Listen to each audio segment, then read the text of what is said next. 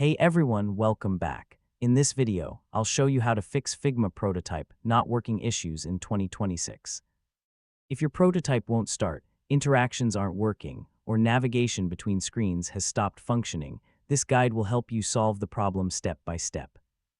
First, open your Figma file and switch to prototype mode. Make sure the frames you want to connect are included in the prototype flow. Next, check all interaction links between frames. A missing or broken connection is one of the most common reasons a prototype stops working. Now select the starting frame and verify that it has been set as the flow starting point. Without a starting frame, the prototype may not launch correctly. Next, click the present button and test the prototype again to see if the issue has been resolved. If interactions still don't work, review the trigger settings such as click, hover, drag, or keyboard actions and make sure they are configured properly.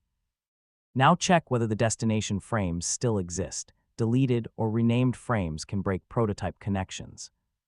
Next, refresh the browser page or restart the Figma desktop application to clear temporary glitches.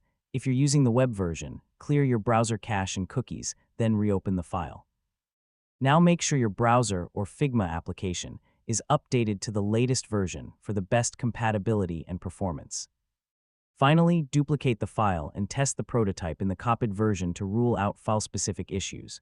And that's it. You've successfully fixed Figma prototype not working issues. Your prototype should now run correctly with all interactions and screen transitions functioning as expected.